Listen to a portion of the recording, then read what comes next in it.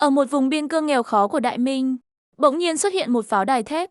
Người bên trong không chỉ trang bị tinh nhuệ, mà vũ khí họ sử dụng cũng chưa ai từng thấy. Hai nhân xuyên không thành Chu Hiệp, hoàng tử thứ 18 của Chu Nguyên Chương. Sợ chết sợ mệt, hai nhân hiểu rõ nỗi khổ làm vua, nên đã chủ động xin đến vùng lĩnh Nam cực kỳ nghèo khó để trấn thủ biên.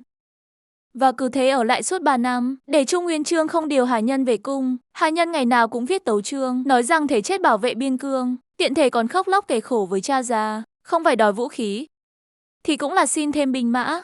Gã khôn lỏi nhà ngươi, không chỉ biến sơn thôn nghèo đói thành kinh đô thép, mà người trong thành ai cũng có một cây nỏ Gia Cát Liên Châu.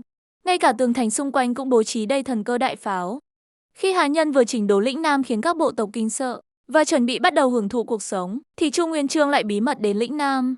Nếu chậm nhớ không lầm, lĩnh Nam ban đầu được giao cho thằng nhóc nhà họ Chu đó phải không? Vâng, mâm hoàng tử thứ 18 Chu Hiệp từ khi được phong đến lĩnh Nam, mỗi tháng đều gửi thư về kinh thành. Điều này cho thấy ngài ấy vẫn luôn nhớ đến bệ hạ. Những năm qua cũng khổ cho ngài ấy rồi. Ai cũng biết lĩnh Nam là đất dữ, núi non hiểm trở, sông ngòi hung ác. Ấy, không biết mấy năm nay ngài ấy đã chịu đựng thế nào. Bệ hạ la hét gì thế?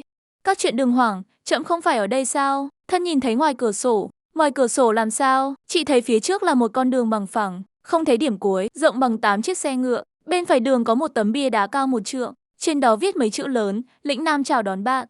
Bệ hạ, con đường này còn rộng gấp đôi đường ở Phú Ứng Thiên. Làm con đường này tốn bao nhiêu tiền? Chẳng lẽ toàn bộ tài lực của lĩnh Nam đều dùng để làm đường sao? Đi đến lĩnh Nam một chuyến. Tin nóng, tin nóng. Lĩnh Nam tuần báo mới ra lò, vụ án Tử Vương điện hạ, điều tra người thân không có kết quả, tìm ra hung thủ thật sự, hướng dẫn chăm sóc sau sinh cho phụ chính Mẫu Châu. Giấy này còn tốt hơn giấy tấu chương của hộ bộ. Không biết là thợ nào làm ra, xem bộ dạng hai vị, chắc là lần đầu đến lĩnh Nam phải không? Đây không phải giấy thường, là sách độc đáo của lĩnh Nam, chúng tôi bên trong ghi chép đủ mọi chuyện. Không biết vị đại tài nào nghĩ ra cách này. Tên chuyện xảy ra ở lĩnh Nam truyền bá ra ngoài, trong đầu Chu Nguyên Chương đầy thắc mắc, càng ngày càng tò mò về lĩnh Nam. Đúng lúc này, từ xa vọng lại tiếng la hét, lão tử. Đây là lần thứ 12 ông làm trò lừa đảo rồi phải không? Lần này là bán thân táng hồ hay bán con gái táng cha? Đừng đánh tôi, sao người dám làm hỏng cây bồ đề mưu cương của ta? Giữa thanh thiên bạch nhật, lại có kẻ côn đồ ngang nhiên hành hung. Lý Văn Trung chặn hắn lại. Ngươi là ai? Sao dám hãm hại lão già? Khuyên ngươi đừng nhiều chuyện, nếu không đánh luôn cả ngươi. Hành hung giữa phố, ức hiếp người già, không phải việc quân tử làm. Hôm nay ta phải thay cha mẹ ngươi dạy dỗ ngươi. Có người muốn giết đại vương, bảo vệ đại vương. Này, ta thấy ngươi cũng là một hảo hán, có hứng thú làm thị vệ cho ta không? Ta là Chu Hiệp, hoàng tử thứ 18 của hoàng thượng, chỉ cần ngươi theo ta, đảm bảo ăn ngon mặc đẹp, muốn làm gì thì làm. Chu Nguyên Chương ánh mắt vô cùng kinh ngạc, nghi ngờ nhìn Chu Hiệp. 3 năm không gặp, sao cái đầu này lại to ra một vòng? Chu Hiệp cũng không nhận ra Chu Nguyên Chương trước mặt, chủ yếu là sau khi xuyên không, hắn đã đến thẳng lĩnh Nam. Hoàn toàn chưa từng gặp Chu Nguyên Chương này. Bổn vương dù có đẹp trai, nhưng cũng không cần phải nhìn chằm chằm ta như vậy chứ. Người này của ngươi giá bao nhiêu? Ra giá đi. Ta mua người này, theo ta mấy chục năm rồi, không bán. Chúng tôi từ kinh thành đến lĩnh Nam làm ăn. Ra là người nơi khác đến. Bổn vương thích nhất là kết giao hào kiệt khắp nơi. Đến đây bổn vương mời các vị một bữa. Vậy thì ăn cơm thôi. Đại vương, hôm nay quán có thịt bò hảo hạng. Thịt bò chấm, từ khi lên ngôi đã ra lệnh cấm giết mổ trâu cày. Không ngờ là hoàng tử mà lại biết luật phạm luật. Vậy thì cho một đĩa thịt bò sao hành, thịt luộc, thịt bò kho, lòng bò non nướng. Còn cả món tủ của quán các người nữa. Thêm 18 món nữa đi, trẫm làm hoàng đế. Bữa ăn chỉ có một món mặn, 2 món rau.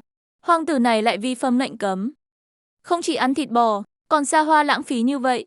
Viết triệt phiên phải đưa vào nghị trình rồi. Các vị từ kinh thành đến, sao lại nghi đến lĩnh Nam làm ăn? Nghe nói lĩnh Nam nghèo khổ, nên chúng tôi muốn đến buôn bán chút vật tư. Không ngờ dân lĩnh Nam lại sống sung túc thế này. Đây đều là công lao của bổn vương. Ta nghe nói triều đình ra lệnh cấm giết mổ trâu cày. Sao người dám ăn thịt bò? Không sao, cứ ăn cứ uống. Dù sao triều đình cũng cách xa vạn dặm. Hoàn toàn không biết, nhưng lĩnh Nam sung túc như vậy, sao kinh thành lại không biết chút tin tức nào? Hơn nữa ta nghe nói lĩnh Nam nhiều chướng khí, dân chúng dễ mắc bệnh sốt rét, thường chết vì không chữa được. Sốt rét đã bị tiêu diệt từ lâu rồi. Nghe nói dân lĩnh Nam ăn không no mặc không ấm. Dân lĩnh Nam nhà nào cũng có của ăn của để, quần áo trên người chưa từng vá víu. Ta nghe nói phương Nam có thổ ti xâm lược, dân biên giới thôn xóm tan hoang. Quân đội lĩnh Nam của ta thẳng tiến, chiến trăm dặm đất Bách Việt. Thổ ti không dám tiến lên phía Bắc, ngựa không dám dương cung. Vậy lĩnh Nam giàu có như thế, Tại sao triều đình không biết, thật không dám giấu. Thời buổi này không yên ổn, ta không muốn dân lĩnh Nam bị cuốn vào thị phi. Nên mỗi lần viết tấu chương, đều che giấu tình hình lĩnh Nam. Đại Minh ngày này quét sạch tàn dư nhà Nguyên. Cái cách tệ nạn. Thiên hạ đã định có gì không yên ổn. Nơi đây trời cao, hoàng đế xa. Nói gì cũng không sao. Nếu đã vậy ta sẽ phân tích cho các vị nghe. Các vị nói thái tử tức là đại ca của ta. Gần đây có phải đã qua đời rồi không? Nghe vậy Trung Nguyên Chương mắt thoáng buồn. Chậm rãi gật đầu. Không phải ta nói thái tử Chu Tiêu qua đời. Triều đình vốn đã ổn định, nay lại có biến động. Nói không chừng thiên hạ lại sắp loạn rồi. Lĩnh Nam tin tức bế tắc nhiều. Chính lệnh của triều đình không đến được đây. Vâng, theo ta thấy hiện nay thiên hạ mới định triều cũng ổn định. Cả thiên hạ đang một bầu không khí phồn thịnh. Chẳng lẽ ngươi cho rằng Đại Minh hiện nay có kẻ muốn tạo phản? Nói gì vậy? Đại Minh diệt Nguyên, khôi phục vinh quang Hán tộc là đại thế sở hướng. Công lao thiên cổ. Tuy luật Đại Minh hiện nay nghiêm khắc, nhưng thời loạn dùng trọng điểm cũng rất hợp lý. Ngươi nói thiên hạ đại loan, nếu đại ca của ta không qua đời, thì tự nhiên sẽ không có vấn đề gì. Nhưng bây giờ đại ca đã qua đời, vận mệnh của đế quốc Đại Minh sẽ ra sao? Ta nghĩ phụ hoàng sẽ bất chấp tất cả, để đưa cháu trai Chu Doãn Văn lên ngôi. Đến lúc đó Mai sẽ dọn đường cho nó. Nhưng tướng lĩnh kiêu căng kia đa phần sẽ không phục. Em rằng phụ hoàng sẽ lại một lần nữa đại khai sát giới. Nếu hoàng thượng ra tay dọn đường cho Chu Doãn Văn, thì có gì đáng lo? Chu Doãn Văn có thể làm hoàng đế không? Không được, nó không có năng lực đó biết không? Không phải ta nói trong triều có mấy ai phục nó. Nó trấn áp được ai? Sau này chắc chắn sẽ có biến động, chỉ cần hoàng thượng dọn đường cho nó. Các đại thần dù trong lòng không phục, cũng không dám làm cản. Chủ yếu là cháu trai lớn muốn triệt phiên, nhưng các chú của nó nam chinh bắc chiến, ai nấy đều tài giỏi phi thường. Ai mà chịu bị triệt phiên? Triệt phiên, ngươi nói năng hồ đồ, ta ở kinh thành chưa từng nghe tin đồn như vậy. Dù sao cũng không gấp, không đến lĩnh Nam. Ta cứ ở đây là một phú ông nhàn hạ. Dù bên ngoài có hồng thủy cũng không liên quan gì đến ta. Bổn vương từ nhỏ thích kết giao bằng hữu. Lĩnh Nam chúng ta vật sản phong phú, các vị khó khăn làm mời đến một chuyến. Thế này đi, ở đây vừa hay có chút đồ mới lạ, để hai vị mở mang tầm mắt. Lưu Thanh mang bảo bối gương lưu ly của chúng ta lên đây. Gương này sao lại rõ ràng đến vậy? Ngay cả hoàng thượng cũng chưa từng dùng qua, phải không? Hoàng thượng là chúa của Đại Minh ta. Dưới gầm trời này có gì mà chưa thấy? May ấy lại chưa từng dùng gương do lĩnh Nam ta chế tạo. Đây là tội của lĩnh Nam ta rồi. Phu hoàng ngày đêm lo việc nước đã rất vất vả. Ta làm hoàng tử không thể chia sẻ gánh nặng. Làm sao có thể để phụ hoàng không có gương mà dùng? Vậy thì chúng ta những người còn khác gì cầm thú? Chẳng lẽ ngươi định dâng những thứ lưu ly này cho triều đình? Dâng cho phụ hoàng? Dâng cho triều đình, phụ hoàng cũng không nhận đâu. Thiên hạ đều biết phụ hoàng lo cho dân. Không dân không dùng gương soi. Phụ hoàng sao dám một mình hưởng thụ? Vậy ngươi định ta định cùng hai vị làm một vụ làm ăn? Đưa loại gương lưu ly này vào kinh thành, không đưa ra toàn quốc, để dân chúng cả nước đều có thể dùng được gương này. Hai vị thấy thế nào? Gương lưu ly này định bán bao nhiêu tiền? Không nhiều, 5 lạng bạc. Cái gì 5 lạng? 5 lạng bạc đủ cho một gia đình sống hơn 1 năm rồi. Gương lưu ly này hơi đắt. Gia đình bình thường em là không mua nổi. Vậy thì bán cho những nhà giàu có quyền thế ấy. Những người đó tiền nhiều như nước. Họ chắc chắn sẵn lòng bỏ 5 lạng bạc mua gương. Gương lưu ly này tuy tốt nhưng 5 lạng thực sự quá đắt. Người coi họ là người Nhật để lừa à? Các vị không biết đâu. Đây không phải gương thường. Đây là lưu ly đào từ dưới lòng đất sâu hàng trăm mét, rồi dùng sức người mài giũa suốt 4749 ngày. Mới nhân bóng như vậy. Chỉ là một tấm gương thế này, cũng tốn đến hàng trăm nhân công. Bây giờ ngươi còn thấy đắt không? Tính ra thì đúng là không đắt. Nếu đã vậy sao không hợp tác? Không giấu gì hai vị. Gương này chỉ có ở lĩnh Nam chúng tôi. Mà lại rất khan hiếm, chỉ có 500 tấm gương. Chúng tôi mang ít bạc.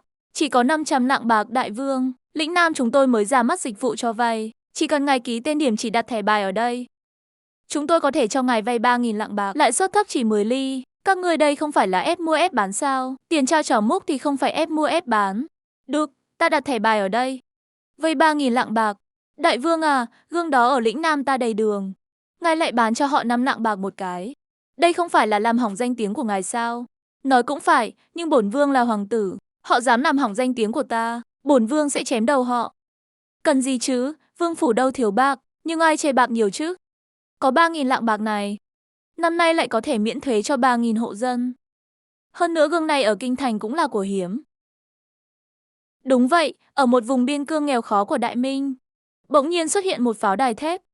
Người bên trong không chỉ trang bị tinh nhuệ, mà vũ khí họ sử dụng cũng chưa ai từng thấy. Hai nhân xuyên không thành Chu Hiệp, hoàng tử thứ 18 của Trung Nguyên Chương. Sợ chết sợ mệt, hai nhân hiểu rõ nỗi khổ làm vua, nên đã chủ động xin đến vùng lĩnh Nam cực kỳ nghèo khó để trấn thủ biên.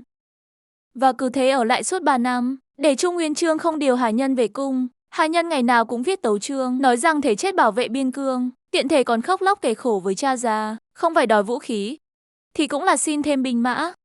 Cá khôn lỏi nhà ngươi, không chỉ biến sơn thôn nghèo đói thành kinh đô thép, mà người trong thành ai cũng có một cây nỏ Gia Cát Liên Châu, ngay cả tường thành xung quanh cũng bố trí đầy thần cơ đại pháo. Khi Hà Nhân vừa chỉnh đốn lĩnh Nam vững như thành đồng áo nước sôi, chuẩn bị bắt đầu hưởng thụ cuộc sống, thì Trung Nguyên Chương lại bí mật đến lĩnh Nam. Bệ hạ, dân chúng lĩnh Nam sống cũng không tệ. Đúng vậy, đường phố ngõ hẻm đều sạch sẽ, ăn mày kẻ lang thang cũng không có một bóng. Bảo bối, bảo bối, chúng ta cạn ly nào, đôi chân dài miên man, vòng eo 1 thước 8. Giờ phút này anh chỉ muốn hôn lên môi em. Hát cái quái gì thế phỉ? Khắc nhổ bừa bãi phạm Năm Văn Tiền. Ngươi là ai, dựa vào đâu mà đòi? Đây là quy định của đại vương chúng tôi. Không phục thì có thể theo chúng tôi đi gặp quan. Vẫn Trung đưa cho hắn đi. Lão huynh đoàn buôn của chúng tôi mới đến đây. Có vài vấn đề muốn hỏi có tiện không, cứ hỏi đi. Sao trên đường phố lĩnh Nam không thấy ăn mày? Việc này phải cảm ơn đại vương của chúng tôi, nhờ lúc ngài ấy mới nhậm chức. Trên đường phố đầy giấy ăn mày. Chỉ trong 3 năm ăn mày đã biến mất không dấu vết. Chẳng lẽ ngài ấy đã sắp xếp cho những người ăn mày đó? Đại vương chúng tôi lòng dạ nhân từ, không nỡ nhìn thấy ăn mày. Những người ăn mày còn đi lại được, đều bị đưa đi đào sông đào giếng cả rồi. Ta nhớ trước đây trong núi lĩnh Nam có rất nhiều giặc cướp, bây giờ còn không. Bây giờ ở đây tuyệt đối không có giặc cướp, không chỉ ở đây, cả lĩnh Nam đều không có giặc cướp. Ông, lão huynh sao lại chắc chắn như vậy? Tôi từng làm giặc cướp trong núi hơn 30 năm. Rất xanh về giặc cướp. Đại vương từ khi đến lĩnh Nam đã dốc sức chiêu an, còn cho tôi một vị chỉ lý trưởng. Cái này còn tốt hơn làm giặc cướp nhiều. Hay thật, quan phỉ một nhà, đây còn là đất phong của Đại Minh sao? Hoàn toàn là một ổ giặc. Vậy ở đây có thú dữ không? Có chứ, trước đây, chúng tôi thường tổ chức người đi săn thú dữ để ăn. Sau này thú dữ ít đi, đại vương liền ban lệnh bảo vệ thú dữ, gọi là yêu quý môi trường, mọi người đều có trách nhiệm. Nghịch tử, Đại Minh mỗi năm vì thú dữ làm bị thương, chết và bị thương hàng ngàn người, thế mà nó lại ban lệnh bảo vệ thú dữ. Đúng là coi mạng người như trò đùa. Còn có phiên vương nào kỳ quặc hơn nó không? Triệt phiên, nhất định phải triệt phiên. Vậy đại vương của các người ban lệnh bảo vệ thú dữ, trong lòng các người chắc chắn rất bất mãn phải không? Đại vương anh minh thần võ, chúng tôi nhất trí tán thành quyết định của đại vương. Lần trước có mấy du hiệp trên phố nói xấu đại vương, bị quan binh nghe thấy. Nghe nói mấy du hiệp đó bị lôi đi thử thuốc rồi, ông. Thử thuốc, chính là đại vương nghiên cứu thuốc chữa bệnh sốt rét. Đại vương của các ngươi còn biết bào chế thuốc sao? Tôi từng nghe đại vương nói, thuốc này cũng chỉ là vài loại thảo dược phối hợp lại. Không có gì khó, cứ tìm vài người thử, biết đâu lại tìm ra được công thức thật sự. Nghịch tử này coi dân như chuột bạch, coi thường mạng người. May mà lần này chậm đến, nếu không đợi lĩnh Nam tạo phản, triều đình còn không biết chuyện gì xảy ra nữa. Triệt phiên, nhất định phải triệt phiên. Bệ hạ, việc triệt phiên cần phải suy nghĩ kỹ, Trước tiên tìm một quán trọ nghỉ lại.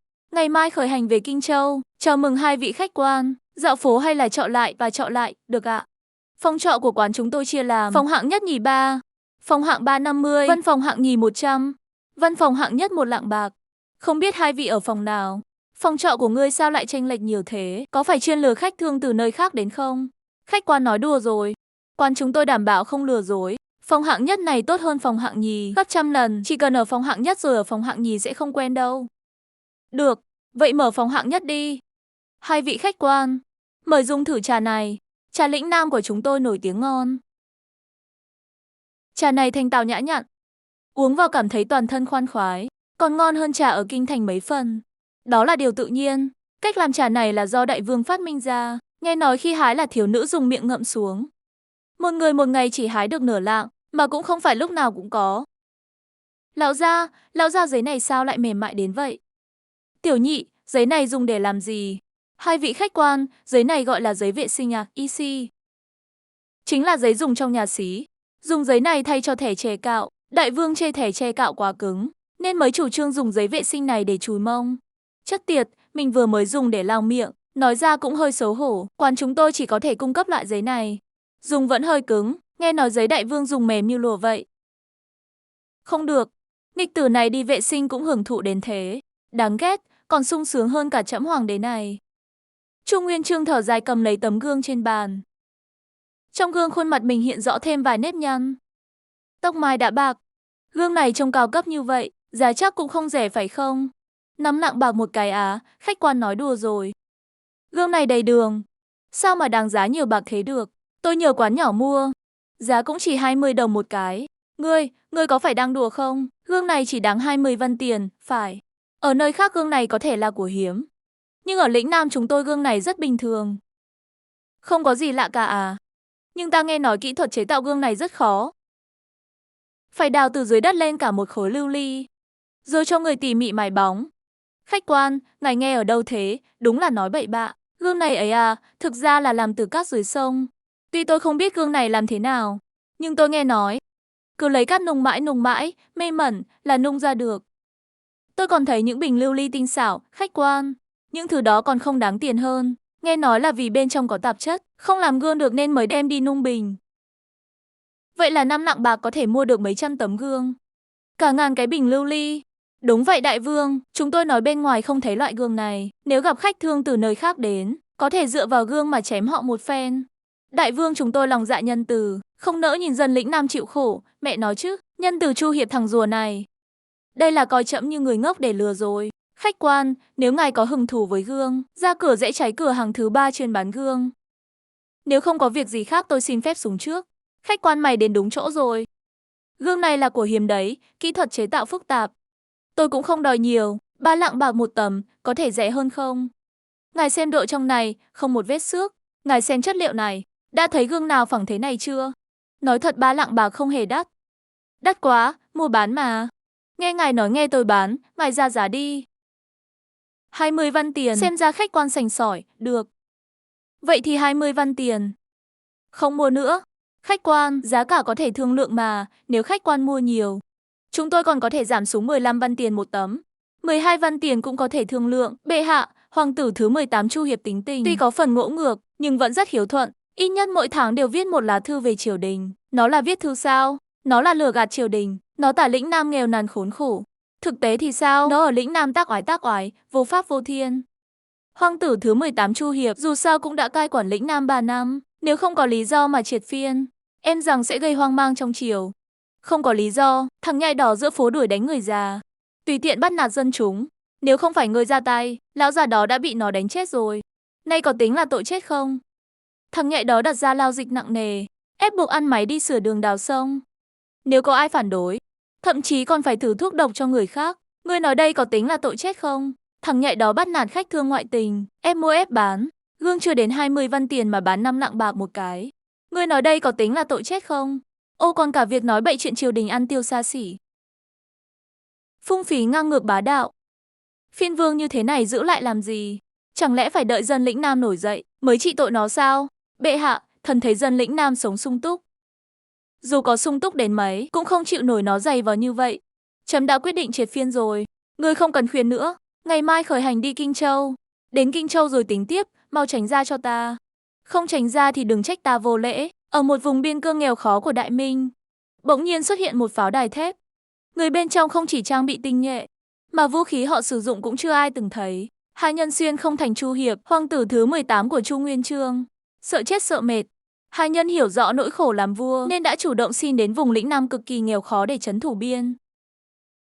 Và cứ thế ở lại suốt 3 năm, để Chu Nguyên Chương không điều Hai Nhân về cung. Hai Nhân ngày nào cũng viết tấu chương, nói rằng thể chết bảo vệ biên cương, tiện thể còn khóc lóc kể khổ với cha già, không phải đòi vũ khí thì cũng là xin thêm binh mã.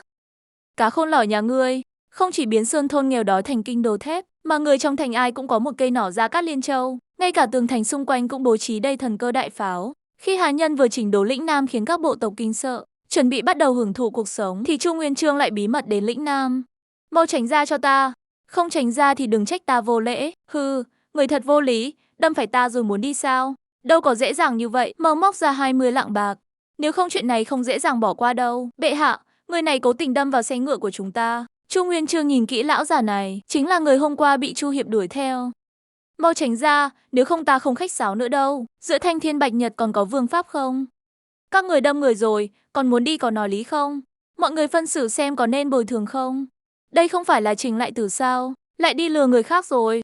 Phải đấy, hôm qua tôi thấy đại vương đuổi theo hắn, con tưởng là muốn trị tội hắn. Không ngờ cuối cùng lại cho qua. Đại vương của chúng ta ấy à? Tính tình hơi nhân từ quá, đúng thế. Không có đại vương, bây giờ không ai trị được Trình Lại Tử nữa rồi. Mấy hôm trước tôi nghe nói lão bán tranh chữ ở phía Tây Thành tốt bụng cho hắn mấy cái bánh. Ai ngờ hắn ăn vạ ở quán người ta không chịu đi. Bây giờ hắn lại nhắm vào khách thương ngoại tình rồi. Khách thương sợ phiền phức, thương thì hắn đòi tiền là cho. Tôi nghe nói dùng chiêu này đã lừa được 7-8 người rồi. Văn Trung đưa tiền. Bệ hạ cho nhiều một chút, cho hắn 100 lạng bạc. Vị này ta trinh mạch tử kết giao với ngươi. Từ nay về sau, ngươi mà là Lý Cảnh Long thì tông chết hắn đi. 100 lạng bạc đó coi như tiền ma chay cho hắn. Tiếng ồn ào ở đây đã thu hút sự chú ý của quan bình. Rất nhanh đã đến ngăn cản hành sáo của mấy người. Quan lão gia giữa thanh thiên bạch nhật. Lại có kẻ ngang nhiên hành hung hắn, đâm tôi bị thương. Sợ bồi thường nên muốn tông chết tôi. Là muốn giết tôi đó. Cô ấy giết người, bắt lại vị tráng sĩ này là trừ hại cho dân. Dựa vào đâu mà bắt anh ta? Đúng, các người dựa vào đâu mà bắt anh ta? Lúc này đám quan binh lập tức đau đầu. Họ biết đại vương nhà mình yêu dân nhất, tuyệt đối không cho phép một người dân nào chịu oan ức. Mấy ngày này các vị cứ ở lại lĩnh Nam, đợi chúng tôi điều tra rõ nguyên nhân rồi nói sau. Được, dân chúng thiên hạ đều sợ quan binh. Sao vừa rồi các ngươi lại không sợ? Đại vương nói, quan dân bình đẳng không có cao thấp. Hơn nữa lĩnh Nam có pháp lệnh, chỉ cần có lý. Quan binh không được hỏi tội, trong lòng ngươi, đại vương của ngươi là người thế nào? Đại vương của chúng tôi là một người rất tốt, không chỉ cho dân chúng ăn no mặc ấm, còn dẫn dắt quan binh tiêu diệt thổ phỉ lĩnh Nam. Dân lĩnh Nam bây giờ đêm không cần đóng cửa, quả rơi không ai nhặt, nhưng ta nghe nói ngài ấy hứa hẹn cho thổ phỉ quan cao lộc hậu. Đây cũng là tin đồn thôi, những lưu thổ phỉ đó sống nay chết mai. Nếu không phải vì miếng ăn, ai mà muốn làm thổ phỉ? Đại vương đích thân làm, khai hoang chia ruộng đất cho những lưu thổ phỉ đó, cũng không truy cứu tội lỗi trước đây của họ. Sau đó họ đều súng núi làm dân rồi, còn thổ ti ở phía Nam thì sao? Ta nghe nói lĩnh Nam trước đây thường bị thổ ti xâm nhiễu, triều đình lại không đủ sức dẹp loạn. Chỉ với sức của lĩnh Nam, em là khó trấn áp được. Ai nói không phải chứ? Trước đây khi thổ ti đến như châu chấu tràn qua, lương thực phụ nữ châu bò đều bị cướp sạch. Sau khi thổ ti đi, lĩnh Nam tiếng khóc than vang trời, người treo cổ tự tử không đếm xuể. Lúc đó đại vương mới 14 tuổi phải không? Nếu ở nhà thường, có lẽ cũng chỉ là một đứa trẻ chăn trâu. Đứa trẻ 14 tuổi cầm đao cũng còn thấy nặng, nhưng ngài ấy lại dẫn 5.000 binh sĩ không sợ sống chết, tiên phong xông vào hơn 2 vạn quân địch tác chiến. Khi đó các tướng sĩ đều kinh ngạc như được tiêm máu gà. Họ hét xông lên, chúng tôi chỉ có 5.000 người, đều là tân binh mới huấn luyện 3 tháng, mà lại đánh tan đội quân 2 vạn người của thổ ti. Một trận chiến đã khẳng định ưu thế tuyệt đối của quân đội lĩnh Nam, từ đó về sau quân đội lĩnh Nam luôn áp đảo thổ ti. Không còn bị thổ ti xâm lược nữa, Chu Nguyên Chương đã ngây người, Lý Văn Trung cũng không ngờ. Chu Hiệp lại dũng mạnh đến vậy, là quân vương mà không màng an nguy xông vào trận địch. Nếu có chuyện gì bất chắc, biết ăn nói sao với triều đình, ai nói không phải chứ? Sau trận chiến đó, mọi người đều khuyên đại vương nên ở lại hậu quân. Tuyệt đối không để đại vương mạo hiểm nữa, nhưng ngài đoán xem đại vương nói gì? Nói gì? Ngài nói, ta đã là phiên vương lĩnh Nam. Dẫn các người tác chiến thì phải đảm bảo an toàn cho các người, nếu phải chết, ta cũng phải chết ở hàng đầu. Tôi nhớ lúc đó toàn quân tướng sĩ đều im lặng. Chúng tôi những người này xuất thân nghèo hèn, lại không có năng lực gì, có người còn từng làm thổ phỉ cường đạo. Nhưng đại vương không hề ghét bỏ chúng tôi, thậm chí còn coi trọng tính mạng của chúng tôi, hơn cả tính mạng của mình. Người đã từng đi lính, sao lại rời quân ngũ rồi? Tay phải này bị thương khi tác chiến, đã không thể kéo vật nặng được nữa. Đại vương cho tôi 20 mẫu đất, lại nhờ người giúp tôi xây nhà. Bây giờ sống bằng nghề trồng trọt, nhưng nếu một ngày đại vương cần đến tôi nhất định sẽ liều chết. Nói xong những lời này tráng sĩ đó liền rời đi. Một hoàng tử 16 tuổi một mình ở lĩnh Nam 3 năm. Không người thân, không bạn bè, thật không biết nó đã kiên trì vượt qua như thế nào. Đi thôi bệ hạ, chúng ta về Kinh Châu sao? Tạm thời không về Kinh Châu nữa. Nếu thằng nhóc Chu Hiệp đó đã cai quản lĩnh Nam tốt như vậy, chúng ta ít nhất cũng phải đến vương cung xem qua, có cần bẩm báo cho hoàng tử thứ 18 Chu Hiệp không? Nếu nó không nhận ra ta thì thôi, vâng, ta tạm thời không lộ thân phận. Đợi điều tra rõ tình hình lĩnh Nam rồi, hãy nói cho nó biết. Vâng thưa bệ hạ. Đại vương bên ngoài có 2 vị khách thương đến bái kiến. Con nói hôm qua đã gặp đại vương một lần. Đại vương, hôm qua ngài bán gương giá cao cho họ. Họ không phải là tìm đến tận cửa đấy chứ? Chắc là vậy, đại vương hay là tôi đuổi họ đi? Tại sao lại đuổi đi? Là bổn vương bán gương giá cao cho họ. Họ tìm đến tận cửa cũng là lẽ phải. Chẳng lẽ vì họ tìm đến mà đuổi đi sao? Vậy sau này ai còn dám đến khiển trách bổn vương? Đại vương nói phai lưu thanh. Bổn vương thường ngày đối đãi với ngươi không tệ, phải không? Chuyện này ngươi thay ta xử lý đi. Nhớ kỹ, không được đánh, không được mắng, nhưng cũng không được cho bạc. Đại vương, dù sao cũng là ngài. Ngươi là thị vệ mang đao của bổn vương. Chẳng lẽ chút chuyện nhỏ này cũng làm không xong sao? Sau này bổn vương làm sao giao việc lớn cho ngươi? Ồ, 2 vị đến bái kiến đại vương có việc gì à? Không có việc gì, Chỉ muốn tìm đại vương nói chuyện phiếm thôi. Đại vương vừa mới ra ngoài, tôi vừa còn nghe thấy bên trong có tiếng nhạc cô. Đại vương đang phê duyệt tấu chương. Không sao, tôi ở đây đợi một lát cũng được. Ta thấy võ nghệ của người rất tốt. Nếu ở trên chiến trường nhất định có thể trở thành một tướng quân. Tại sao lại cam tâm là một thị vệ? Vì đại vương đối xử rất tốt với tôi. Nói xem đại vương nhà ngươi tốt ở đâu, mà khiến ngươi cam tâm làm thị vệ.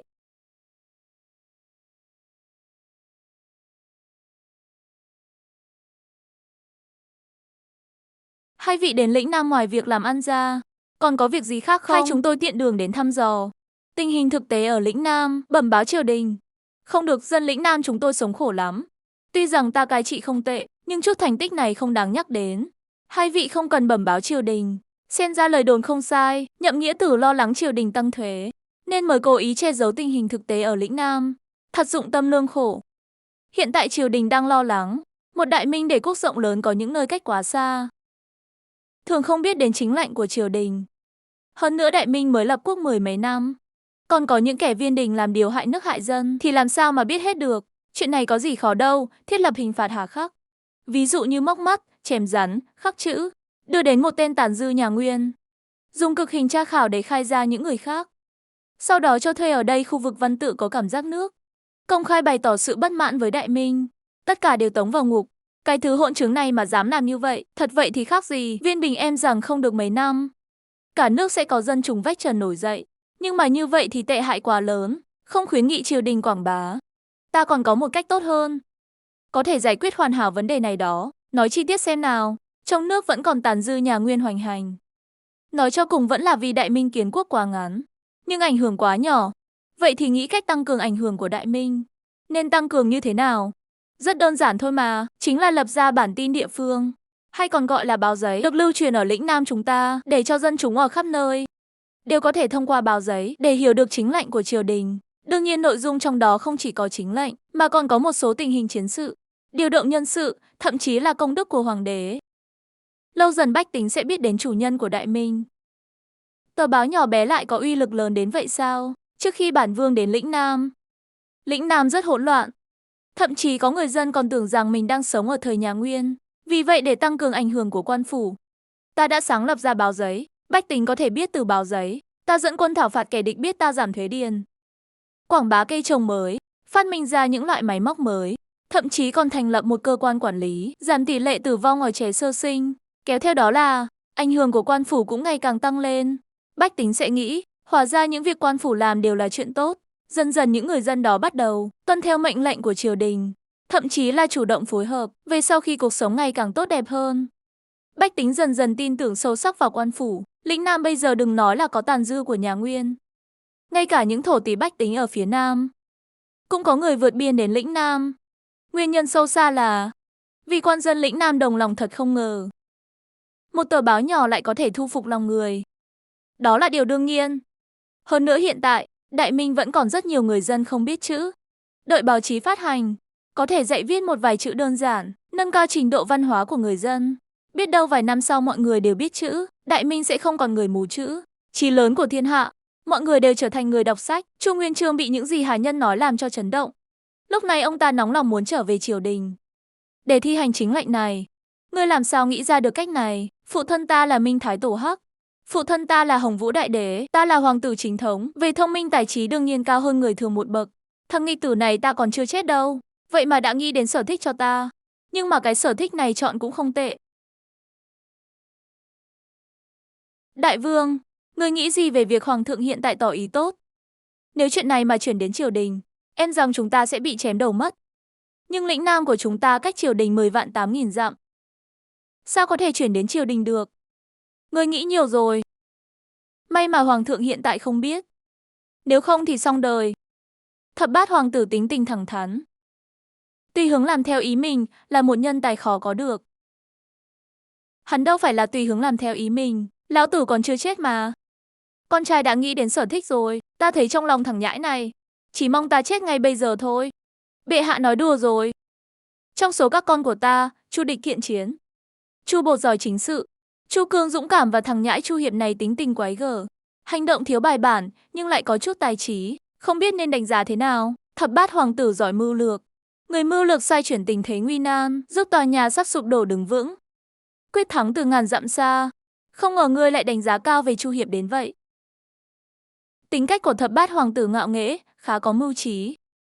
Bệ hạ có thập bát hoàng tử ở đây, miền Nam rộng lớn không ai ngu ngốc.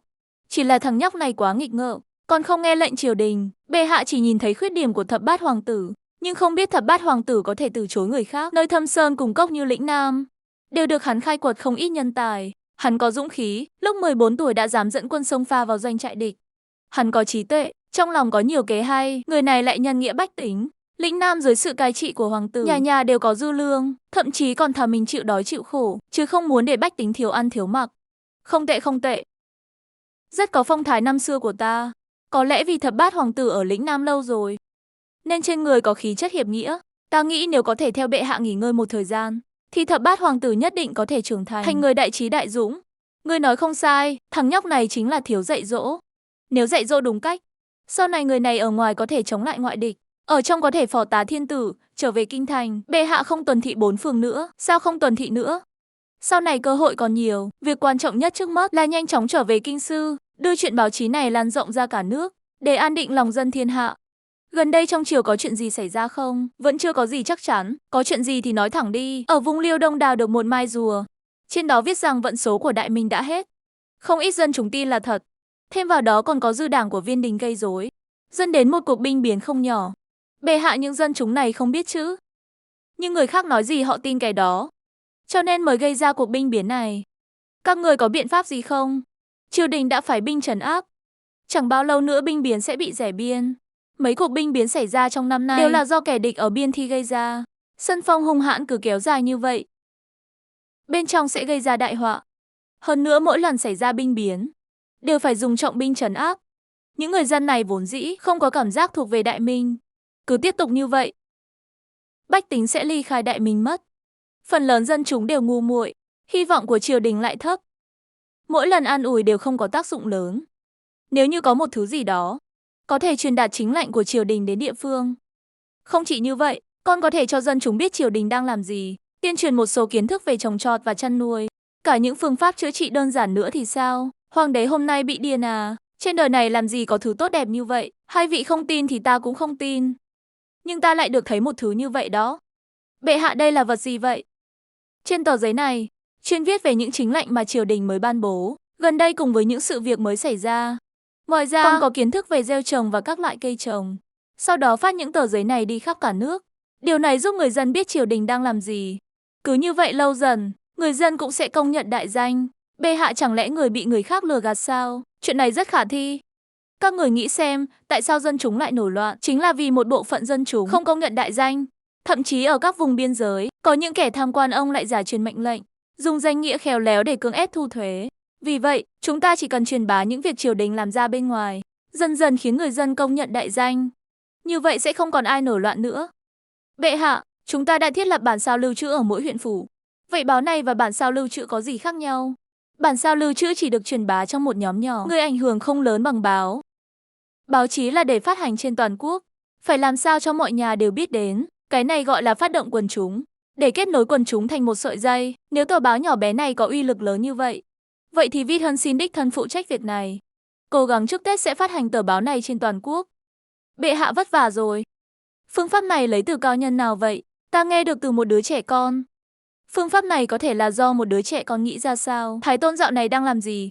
Trước khi ta đi tuần tra, chẳng phải đã bảo nó giám quốc sao? Tại sao còn nhiều tấu chương như vậy? Thái Tôn dạo này ngày nào cũng theo hoàng tử thành đọc sách. Hắn là Thái Tôn tương lai sẽ kế thừa đại thống. Chỉ biết đọc sách thì có ích gì? Các ngươi chẳng lẽ không chính thức bẩm báo với Thái Tôn sao? Hoàng Thái Tôn tính tình ôn hòa, không có kinh nghiệm chấp chính. Chúng ta sẽ chính thức bẩm báo với ông ấy sau. Ông ấy mãi vẫn không đưa ra quyết định.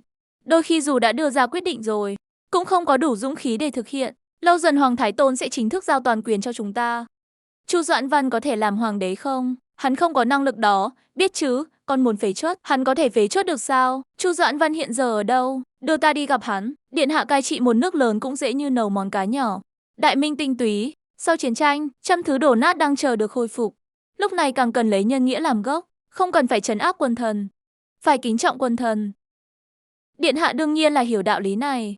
Vấn đề chính hiện tại là trong triều có quá nhiều tướng lĩnh hiểu chiến, Bọn họ đều không phục điện hạ, những người này đều là mối họa. Chuyện này chỉ là một việc nhỏ, thiên hạ ngày nay đã ổn định. Đại Minh thái bình vô sự. Trong triều đình tuy có một vài tướng kiêu binh dũng tướng, nhưng họ đều đã già yếu, không thể gây ra sóng gió gì lớn, cho nên không đáng lo ngại. Thần cho rằng mối họa lớn của Đại Minh sau này chính là những phiên vương nắm giữ binh quyền tự trọng. Vậy làm sao để giải quyết? Hoàng thất có kế sách gì hay không? Điện hạ, hiện tại ba vương gia nắm trong tay lượng lớn binh mã, tiền lương lâu ngày sẽ không tuân theo điều động của triều đình. Khó tránh khỏi xuất hiện cảnh loạn mày nước như thời Hán. Thần mạo muội khiến một kế sách mạo hiểm. Đó chính là tiêu phàm, hoàng sư sao lại nói vậy? Điện hạ, đây là vì bảo vệ Giang Sơn Đại Minh muôn đời. Hiện tại thế lực của các phiên vương còn rất nhỏ, việc dẹp bỏ tiêu phàm tương đối dễ dàng. Đợi đến khi thế lực của họ lớn mạnh thì sẽ khó khăn. Các phiên vương đều là chú của ta. Máu mủ ruột thịt, tình đồng thủ túc, ta sao có thể ra tay được. Tuy rằng phiên vương và điện hạ đều là dòng dõi của thái tổ, nhưng mà anh em ruột cũng phải sòng phẳng. Không thể không đề phòng họ, hơn nữa. Điện hạ làm vậy là vì trách nhiệm với thiên hạ bá tánh. Vì trách nhiệm với Giang Sơn Đại Minh. Việc dẹp bỏ tiêu phàm là việc nhất định phải làm. Hoàng thất nói cũng có lý. Bây giờ nói những điều này còn quá sớm. Dù sao thì bệ hạ.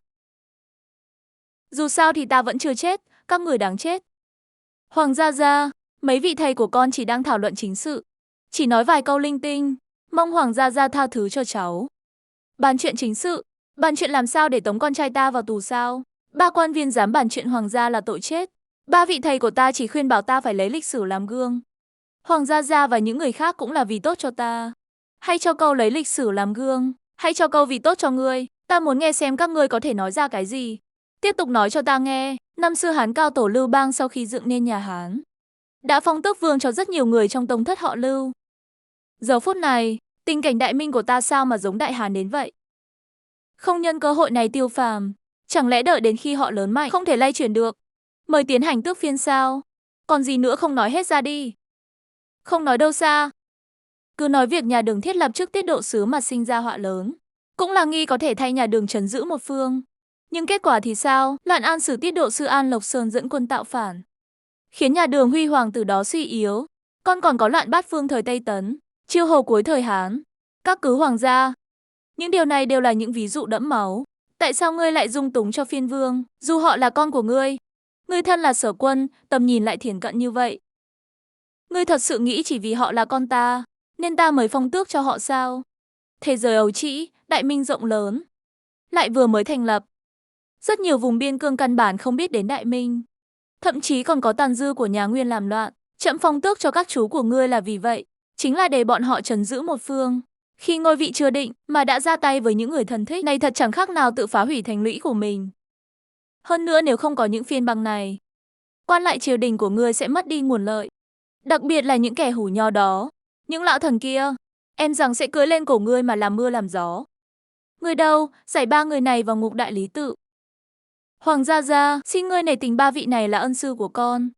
Tha cho họ một mạng đi. Cút cho ta, đợi Chu Doãn Văn đi rồi. Chu Nguyên Chương lộ vẻ mệt mỏi sâu sắc.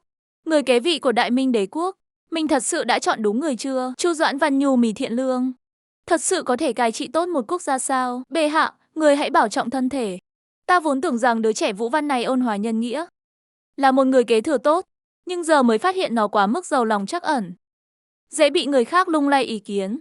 Có lẽ bệ hạ dành ma lực cho Thái Tôn quá ít, mới khiến Thái Tôn không hiểu chuyện chính sự. Ngươi nói cũng có lý, từ khi Bưu Nhi qua đời, ta đã dồn hết tâm huyết vào người Doãn Văn đứa trẻ này.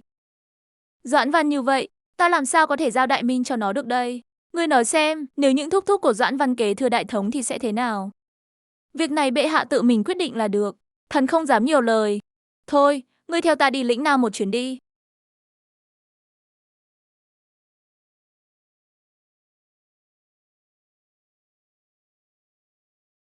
Ha ha ha, Diệu Kém về kinh thành rồi lập tức thi hành. Là Thập Bát Hoàng tử. Ngài xem cái rãnh nước thải này, lại trực tiếp chảy ra ngoài thành. Ngài xem, trên đường lớn này đến một người ăn xin cũng không có. Ngài xem, giữa thanh thiên bạch nhật, lại có công tử nhà giàu trêu ghẹo dân nữ. Thật đáng ghét, thời tiết lạnh như vậy, mỹ nhân, nàng lại mặc phong phanh như thế. Đến đây vào lòng ca ca, trong lòng ấm áp, thằng nghịch tử này, giữa thanh thiên bạch nhật lại dám trêu ghẹo dân nữ. Con có vương pháp không? Con có luật pháp không? Bát Gia có lẽ đang kể cho cư dân mạng lý do của mình đấy. Tố Vương, người này lại là Tố Vương, nhưng cái bộ dạng lăng nhăng này, rõ ràng không khác gì đám lưu manh ngoài đường. Không sai, đây chính là đứa con bất tài của ta. Nhưng mà lĩnh Nam dưới sự cai trị của Tố Vương, sao có thể phồn hoa đến vậy? Tình hình của Tố Vương tuy có hơi bất ngờ, nhưng ông ấy vô cùng thanh thật và đáng tin. Đối đãi với dân chúng cực kỳ tốt, nói sao nhỉ? Đợi khi ngươi gặp ông ấy rồi ngươi sẽ biết. Đừng chạy mà, ca ca đâu có ăn thịt ngươi. Ông, các ngươi lại đến lĩnh Nam làm ăn à? Lô gương đợt trước bán tốt không? Cũng được, bán hết rồi. Lĩnh Nam ta không chỉ có gương, mà còn có những thứ khác nữa. Lão ca không phải là quan thương sao? Trà và rượu của lĩnh Nam cũng rất tốt đấy. Có hứng thú không? Được đấy. Thập bát hoàng tử đến cha ruột cũng không nhận ra. Lần này đến không phải để làm ăn, mà là giới thiệu cho ngươi một vị quan lớn. Vị quản lý họ Từ này có thể bổ trợ lẫn nhau. Nào, bản vương thiết yến khoản đãi các ngươi, được thôi. Vậy thì ăn cơm. Đại vương hôm nay muốn ăn gì à? Làm thêm một bữa tiệc toàn bò nữa thì tốt. Làm một bữa tiệc toàn bò đi. Điện hạ, tổ vương, triều đình có quy định không được tùy tiện giết trâu cày. Từ đại nhân lo xa rồi. Con bò này là bò chết. Chết như thế nào? Bị người ta siết cổ chết. Từ đại nhân, lĩnh Nam ta đất rộng của nhiều, chỉ thiếu quan quản lý tiền bạc thôi. Hay là người đến lĩnh Nam nhậm chức đi, tể tướng trưởng sử. Tùy người chọn, có gì cứ hỏi đi, điện hạ tố vương. Gần đây Hào Châu xảy ra hạn hán, còn có khả năng xảy ra nạn châu chấu. Ngoài ra Mông Cổ ở phương Bắc đang dục dịch. Đại Minh ta muốn xây dựng một đội kỵ binh, nhưng khổ nội quốc khố không có tiền. Hai việc này bị trì hoãn. Xin hỏi Túc Vương điện hạ có biện pháp gì hay không? Những việc này tự có phụ hoàng quyết đoán. Chúng ta lo những chuyện này làm gì? Thật ra ta có một biện pháp hay. Chính là tâu lên triều đình, tình hình thực tế ở lĩnh Nam, để triều đình chịu thuế nặng gánh vác nặng nề. Như vậy quốc khố sẽ có tiền. Ngươi như vậy thật không phải là người. Ta chẳng qua chỉ lừa ngươi một vố ở cái gương thôi mà. Đến mức phải gây họa cho dân lĩnh Nam ta sao? Ta cũng chỉ là bẩm báo tình hình thực tế lên triều đình thôi. Đây là địa phận lĩnh Nam của ta. Bản vương lại là Túc Vương do triều đình chỉ định. Ngươi dám đi hiếp bản vương? Ngươi không sợ bị bản vương chu di cửu tộc sao? Chu di cửu tộc sao? Vậy ta thật sự không sợ. Cho dù chu di ta 10 tộc thì sao? Huynh đệ, huynh nói lời khách sáo quá. Ta là dân của Đại Minh. Phục vụ Đại Minh cũng là điều nên làm. Như vậy còn tạm được, được đó lên cấp đi. Ngay cả dịch vụ khách hàng cũng cho tùy chọn rồi cơ à. Tay người nhanh thật. Đâu có, trong nhóm fan có rất nhiều người nhận được rồi. Nhận được là tốt rồi. Góc dưới bên trái lần này vẫn là link tăng tốc 10 lần. Lên cấp nhanh hơn người khác 300 lần. Link còn là còn, ai chưa nhận được thì nhanh tay lên. Đây là phát hàng rồi sao? Mấy cái link này nhanh thật. Đúng vậy, gần đây còn có hàng mới nữa. Về phúc lợi trợ cấp thì cứ tìm ta. Góc dưới bên trái video này có hàng mới. 5.000 người đăng ký đầu tiên còn có thể nhận được trợ cấp. Lì xì số lượng có hạn. Ưu tiên cho người đến trước. Hào Châu xảy ra hạn hán. Hạn hán không đáng sợ là dân gặp nạn tụ tập lại có thể gây rối. Đặc biệt là giá lương thực sẽ tăng vọt, vì vậy bước đầu tiên là phải bình ổn giá lương thực. Triều đình đã ra lệnh cấm các thương hộ tăng giá lương thực, sẽ bị xử trảm. Không biết ai đã nghĩ ra cái chủ ý tồi tệ này, cũng không biết phụ hoàng nghĩ gì, lại còn hạ lệnh làm như vậy thật. Đây chẳng phải là dồn dân vào đường cùng sao? Thương nhân chạy theo lợi nhuận, không trấn áp họ, vậy giá lương thực chẳng phải sẽ tăng lên trời sao? Quân phủ phải chủ động nâng giá lương thực, để thương nhân có lợi nhuận, như vậy mới có nguồn cung lương thực dồi dào vào Hào Châu. Ngươi đang làm loạn đấy. Chưa nói đến việc quốc khố triều đình không có bạc, chỉ nói riêng việc nâng giá lương thực này, dân chúng làm sao chịu nổi. Vậy ta hỏi ngươi, nếu triều đình ép giá, những phú thương và hào tộc nắm giữ lương thực kia, có chịu bán lương thực trong tay không? Ngươi cho rằng triều đình giảm giá lương thực, trên thị trường còn có lương thực sao? Ngươi trả lời ta đi. Nhìn vào mắt ta, vậy ngươi nói xem phải làm thế nào? Triều đình phải chủ động nâng giá lương thực lên, phải khiến những phú thương và hào tộc kia động lòng, như vậy họ mới chịu bán lương thực trong tay ra. Mau nói tiếp đi, chỉ cần thương nhân có lợi nhuận. Đừng nói là thương hộ gần Hào Châu, có lẽ thương hộ ở nơi khác cũng sẽ đổ xô đến Hào Châu. Lương thực trên thị trường sẽ sớm đạt đến trạng thái bão hòa. Thậm chí cung vượt quá cầu. Vậy ngươi đoán chuyện gì sẽ xảy ra tiếp theo? Ha, diệu kế, trẫm phải lập tức bẩm báo triều đình để thực thi ngay. Bản vương là hoàng tử, sao các ngươi có thể so sánh được? Tuy nhiên, biện pháp này tuy giải quyết được vấn đề lương thực, vậy vấn đề thì sao? Dễ thôi. Bản vương có thượng sách, trung sách và hạ sách. Không biết các người muốn nghe sách nào? Xin hỏi hạ sách. Hạ sách chính là bản trúng mục tiêu, phàm là dân lưu vong gây rối, lập tức áp giải vào ngục giam, thậm chí còn phải thế tộc trông coi những người lưu vong đó, phòng ngừa họ gây rối. Cha, chẳng phải đây là ép lưu dân tạo phản sao? Điện hạ vẫn nên nói về thượng sách đi. Thượng sách rất đơn giản, chính là dùng công đợi chấm. Ba vị những lời ta sắp nói sau đây, tốt nhất các ngươi nên ghi nhớ trong lòng, thường xuyên ôn lại, đối với các ngươi cả đời đều có ích. Hai nhân đứng dậy nhưng không nói gì.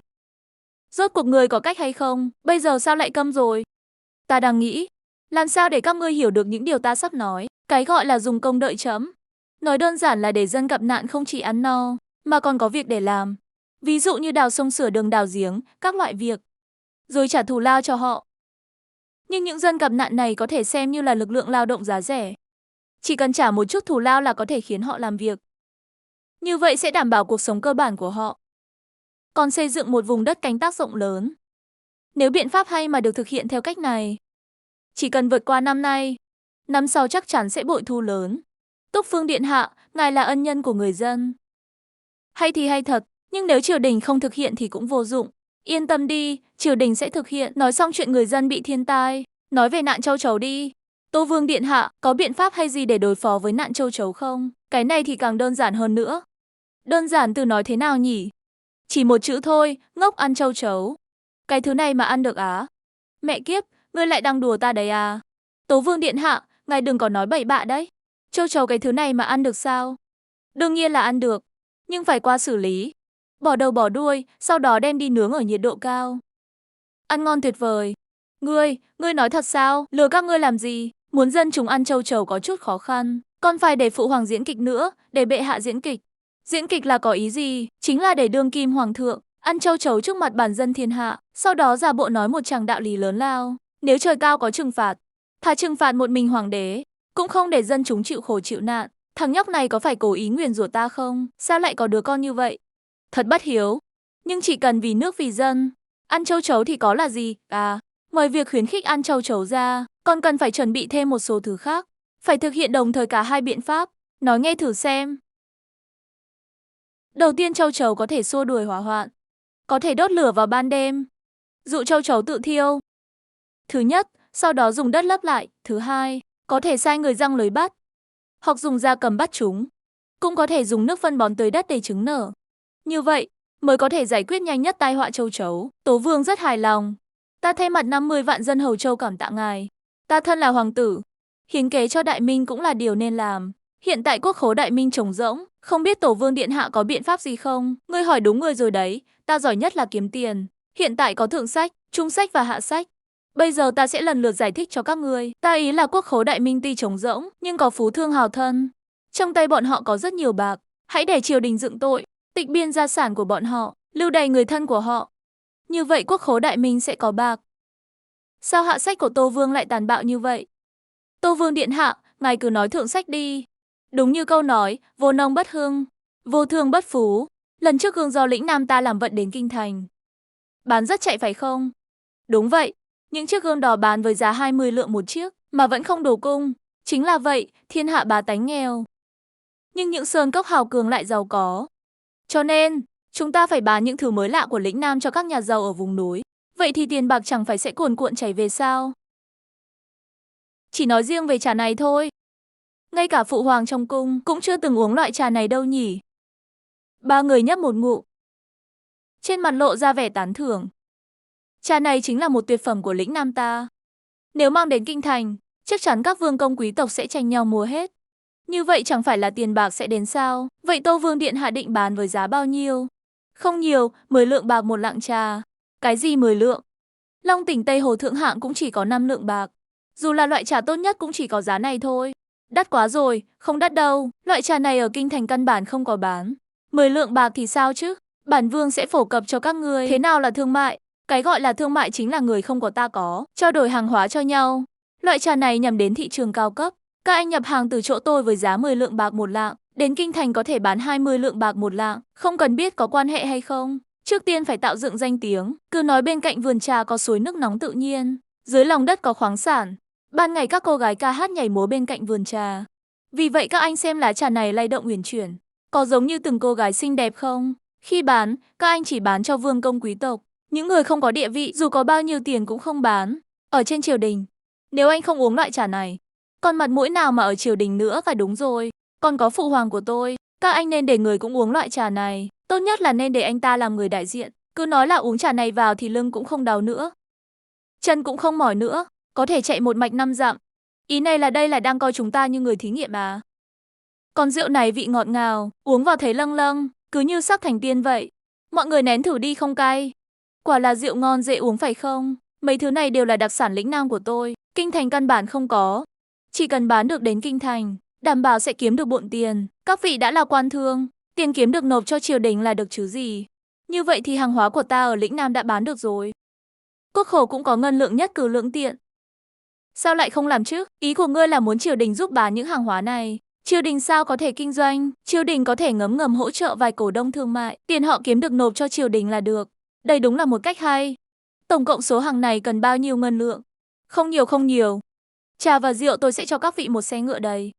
3.000 lượng thế nào? Được thôi, nhưng lĩnh Nam giờ có nhiều sản nghiệp như vậy. Chi bằng dẫn bọn ta đi xem thử. Cũng để mở mang kiến thức. Lĩnh Nam bây giờ có cái sản nghiệp quái gì? Trà đó chỉ là trà dại mọc đầy đường ở lĩnh Nam. Đây chỉ là cải tiến quy trình sao và thổi phồng lên. Lại thêm một ít phủ liệu. Đây là bí mật thương mại. Người ngoài không được xem, được thôi. Nhưng thứ này tôi sẽ mang đến kinh thành để bán. Nếu tình hình bán hàng tốt, sau này tôi sẽ còn đến lĩnh Nam nhập hàng. Dễ nói dễ nói. Nhưng sau khi những thứ này đến kinh thành, các vị không được nói là sản phẩm của lĩnh Nam. Tại sao không thể để triều đình biết tình hình hiện tại của lĩnh Nam ta? Nếu không sẽ bị tăng thuế mất. Các vị cũng biết dân lĩnh Nam ta sống khổ sở thế nào mà. Áo không đủ che thân, ăn không đủ no. Được, ta hứa với ngươi. Sau này các ngươi chính là bạn của ta. Chỉ cần các ngươi đến lĩnh Nam báo danh, ta đây xem ai dám vô lễ với các ngươi. Đại danh này tuy là của phụ hoàng ta, nhưng ở lĩnh Nam này, nhà họ Chu ta nói một là một, nói hai là hai, đúng rồi. Nếu các ngươi gặp được nhân tài nào ở kinh thành, cũng có thể lừa gạt đến lĩnh Nam. Giá cả dễ thương lượng, một người tái 100 lượng bạc. Chẳng khác nào triều đình buôn bán người. Thằng nghịch tử này đáng tội chết, trời đất bất nhân. Coi vạn vật như cỏ rác. Trẫm hôm nay khiến Hoàng Sung Nhược giáng xuống thiên phạt, trẫm nguyện lập đan chỉ. Đừng để con dân của trẫm chịu khổ, bách tính và qua lại đều kinh ngạc. Khoang tai này là sự trừng phạt giáng xuống từ trời. Thiên tử ngày nay lại lần này hạn hán vào hoàng tai ở Hảo Châu.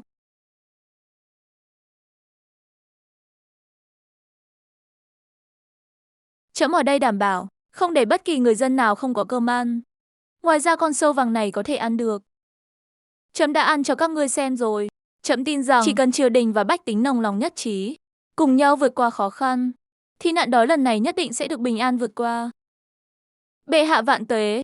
Là nghe tiếng hồ vang dội như sóng trào, Chu Nguyên Chương hít một hơi thật sâu, lòng dân hướng về có lẽ là như vậy. Khoảnh khắc này, vị Hồng Ngũ hoàng đế vĩ đại không nghi ngờ gì là người nổi tiếng nhất, cách dùng này khá hiệu quả. Tố Vương điện hạ thông minh, phải rồi Từ Ái Khanh, này những thứ mua ở lĩnh Nam cũng phải xử lý một chút.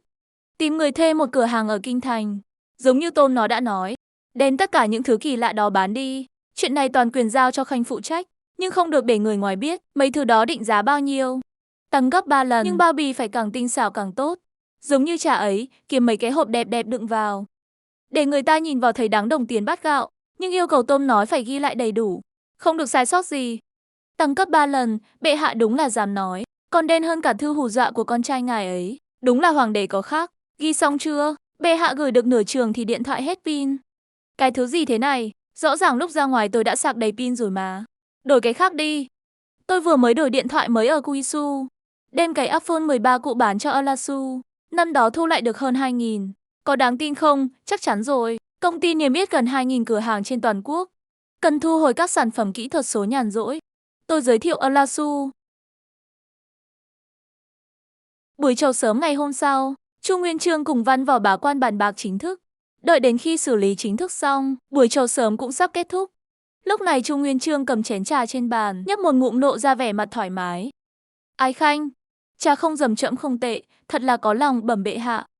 Trà này rất quý hiếm, uống vào có vị ngọt, hương thơm kéo dài, uống lâu ngày có thể tăng cường tinh thần, thể lực sung mãn, trà này có nhiều lợi ích như vậy. Vậy trẫm không thể một mình hưởng thụ. Ái không lui chiều, hãy gửi một ít cho các quan lại lục bộ, bệ hạ. Không phải là thần không muốn tặng, mà là trà này thực sự quá quý giá. Nếu các vị đại nhân muốn thưởng thức, có thể đến cửa hàng ở phía Nam thành mua. Ở đó không chỉ bán trà, mà còn bán rất nhiều đồ vật quý giá. Còn có những đồ vật gì nữa? Lẽ nào là trẫm chưa từng thấy? Bệ hạ, những đồ vật đó vô cùng quý giá. Giống như gương đã được tranh nhau mua ở kinh thành mấy hôm trước. Cửa hàng đó cũng có Còn có loại rượu nào nữa? Nghe nói quy trình nhủ có hơn 40 công đoạn. Uống vào có thể giúp người ta sống lâu, bổ thận, đồ sứ bán ở đó thì trong suốt như pha lê. Thậm chí còn trong hơn cả nước, thần kỳ vậy sao, ngày mai chấm cũng phải đi xem thử. Thôi được rồi, cũng muộn rồi. Các khanh lui chiều đi. Đợi khi chiều rút, vài vị quan lại chặn đường Từ Đạt muốn dò hỏi từ ông ấy. Rốt cuộc là đã dâng loại trà gì mà lại có thể khiến hoàng thượng vui lòng đến vậy? Trà này thật sự không tệ, uống vào thuần hậu cam điểm đến khó dịch sát nghĩa. Giữ nguyên phiên âm Hán Việt, dư vị vô tận. Lát nữa ta cũng đi mua một ít, ta cũng muốn nếm thử. Vài vị quan lại nếm thử trà này đều hết lời khen ngợi. Thưa đại nhân Từ, trà này mua ở phía Nam Thành à các vị đồng liêu. Trà này ta phải bỏ ra một số tiền lớn mới mua được. Ở phía Nam Thành, cửa hàng đó không chỉ bán trà, mà còn bán đủ loại đồ kỳ lạ. Nếu mọi người có hứng thú có thể đến xem thử. Vậy thì tôi đi một chuyến, cùng đi cùng đi. Sau buổi chiều hội lần này, điều bất ngờ là các vị đại thần đều phái người hầu của nhà mình đến thành Nam mua trà. Những nhà giàu có thấy vậy cũng rất tò mò. Vội vàng phái người đi dò hỏi xem triều đình, có chuyện gì? Dạ anh ta mua được chưa? Thưa đại nhân trà đỏ bán đắt quá. 30 lượng bạc một lạng trà, tiểu nhân mang không đủ tiền ạ. Cái gì trà đắt như vậy mà có người mua sao? Dạ có xếp hàng dài lắm ạ. Hơn nữa nghe nói mỗi ngày chỉ bán giới hạn 5 cân, bán hết trà thì thôi. Bây giờ em nào muốn mua cũng không mua được nữa rồi. Vậy cửa hàng đó bán những thứ gì khác? Cái nào cái nấy cũng đắt cắt cổ. Ta thấy những nhân vật có máu mặt ở kinh thành đều phải người đi mua vét rồi. Ta nhất định phải mua, ta đường đường là hầu tước. Nếu đến trà cũng không uống nổi. Vậy chẳng phải để người khác chê cười sao? Mặt mũi ta chinh phục được còn ra gì nữa? Bệ hạ tin đại hỉ à? Mấy thứ đó có người mua. Đâu chỉ có người mua, mà là cũng không đủ cậu ấy chứ. Hôm qua chỉ bán có nửa ngày mà đã lãi dòng 5.000 lượng bạc rồi. Tính sơ sơ số hàng trong tay ta, nếu bán hết có thể bán được hơn 1 vạn lượng. Lần này có thể giải quyết được cơn khát của triều đình rồi. Mấy thứ này lại bán chạy đến vậy sao? Ai mà biết được, mấy tên gian nô của đám quyền quý lăn lộn kia cứ như phát điên ấy. Họ đổ xô đến mua đồ cửa hàng của chúng ta ấy mà. Suýt chút nữa là bị họ xô sập, quan lại giàu có ở kinh thành vẫn còn nhiều quá. Ngay lập tức phái người đến lĩnh Nam nhập thêm một lô hàng nữa. Ngoài ra theo lời người Tôm, mỗi ngày giới hạn số lượng hàng hóa được mua, xây dựng hình ảnh thương hiệu cao cấp, chính là kiếm tiền của những người giàu có này. Thưa bệ hạ, bản vương định tuần thị An Nam, giao chỉ vào những vùng lân cận. Lần tuần thị này để đảm bảo an toàn cho bản vương. Cho nên bản vương định dẫn theo 3.000 quân. Thế tổ Lữ Thanh, ngươi thấy thế nông đại vương, ngài định tuần thị hay là định đánh trận vậy? Vừa tuần thị vừa đánh trận. Đại vương, chiến sự ở An Nam và Giao Chỉ vừa mới kết thúc, dân chúng ở đó rất thù địch với Đại Minh. Tại sao ngài lại mạo hiểm đến An Nam, Giao Chỉ và những vùng khác làm gì? Chính vì họ đối địch với các đại danh, nên ta mới phải tuần thị. Gặp những thổ ti tỏ ý tốt ta sẽ ban ân huệ cho họ. Gặp những thổ ti không phục, ta sẽ đánh cho họ phải phục. Đó gọi là tiên lễ hậu bi, nằm phía Nam toàn là man di. Không biết lễ nghĩa, đại vương hà tất phải mạo hiểm như vậy. Ta đã là túc vương của Đại Minh, thống lĩnh Giao Chỉ quận Nam Hải. Hợp phố và những vùng khác thì phải khai thông đường xá ở những nơi này, tiên gương văn hóa Đại Minh, khiến chúng triệt để khôi phục lại. Đại Minh, lẽ nào ngươi chỉ nghĩ là với tư cách là một túc vương, ta chỉ mong an nhàn, không nghi tiến thủ sao? Lẽ nào ta không muốn mở mang cơ nghiệp ngàn năm cho Đại Minh? Lẽ nào an nguy cá nhân của ta quan trọng hơn cơ nghiệp của Đại Minh sao? Xin đại vương thông báo cho trưởng sứ đại nhân, để ông ấy chuẩn bị lương thảo. Vậy ngươi hãy mời trưởng sứ Trương Vệ đến đây. Ta sẽ nói chuyện trực tiếp với họ Trương đại nhân. Bản vương chuẩn bị tuần thị các nơi như Giáo Chỉ. Ngươi thấy thế nào? Lão Trần thấy không ra sao cả. Đây là Đại Minh, cơ nghiệp vạn đời. Nếu ngươi lo lắng cho an nguy của bản vương, vậy thì không cần thiết đâu. Bản vương thân là hoàng tử, nên có những việc nên làm và những việc không nên làm. Đại vương lão Trần không lo lắng cho an nguy của ngài. Chủ yếu là lão Trần hôm qua vừa mới dâng tấu về việc thăng quan tiến chức và cải cách. Hy vọng ngài đưa ra quyết định. Kết quả là hôm nay ngài lại muốn đi tuần thị Nam Diệt ư? Chẳng lẽ là cố ý trốn tránh đấy ư? Nói bậy. Bản vương luôn luôn cần cù chăm chỉ, đã bao giờ trốn tránh việc chính sự đâu. Một việc quan chức là việc lớn. Dân tộc ở lĩnh Nam chúng ta rất nhiều, một ngữ phức tạp, cần phải thiết lập một bộ chế độ và luật pháp phù hợp với tình hình địa phương, có thể chăm sóc cho người dân ở khắp mọi nơi của lĩnh Nam. Đại vương, trước đây các thổ tý cướp bóc khắp nơi ở lĩnh Nam, tàn hại dân tộc Hán của chúng ta. Ngài dẫn các tướng sĩ lĩnh Nam báo thù, Lúc đó ta đã kêu gọi toàn thể người dân lĩnh Nam, chuẩn bị lương thảo cho ngài, nhưng bây giờ những thổ ti đó không dám mạo phạm ta. Mọi người ở lĩnh Nam sống yên ổn với nhau, nhưng ngài luôn muốn tạo nên những sự nghiệp vĩ đại hơn. Liền dẫn dắt các tộc người lĩnh Nam đi xâm chiếm các thổ ti. Sau một trận chiến, lĩnh Nam có thêm bao nhiêu trẻ mồ côi và của phụ, lại hao phí bao nhiêu lương thảo. Hành vi của đại vương có gì khác biệt so với những kẻ man di kia chứ? Điều quan trọng nhất hiện tại là nghỉ ngơi dưỡng sức, hoàn thiện chế độ của lĩnh Nam, quy phạm hành vi của bách tính. Trong cõi bờ cõi đất này, chẳng ai không phải là thần dân của vua, dưới bầu trời này, chẳng nơi nào không phải là đất của vua. Trương đại nhân, tầm nhìn của ngài quá hạn hẹp rồi. Hiện giờ lĩnh Nam ta cường thịnh, các thổ ti kia không dám đến tấn công lĩnh Nam. Nếu như lĩnh Nam ta suy bại, các thổ ti kia sẽ giống như những con quạ, bâu vào lĩnh Nam mà hút máu. Hơn nữa, lần này ta tuần thị giao chỉ vào những người khác, không phải để đánh trận mà là để giáo hóa những thổ ti bị đánh bại, truyền bá khắp nơi tiếng xấu của lĩnh Nam, dẫn đến việc dân chúng giao chỉ vào những người khác. Tuy thần phục Đại Minh, nhưng trong lời nói khi nhắc đến Đại Minh lại mang theo sự sợ hãi và ghê tởm. Đây chính là những mối họa tiềm ẩn. Chu Tứ Hải chi địa giáo hóa thiên hạ, phải để văn hóa Đại Minh truyền bá đến khắp nơi trên thế giới. Không phải để dân chúng Đại Minh dù ở bất cứ nơi đâu, đều nhận được sự kính trọng của người khác. Đây mới là việc mà đại trượng phu nên làm được. Nhưng lần xuất tuần này phải trở về trong vòng 2 tháng. Đừng nói 2 tháng, bản vương 1 tháng sẽ trở về.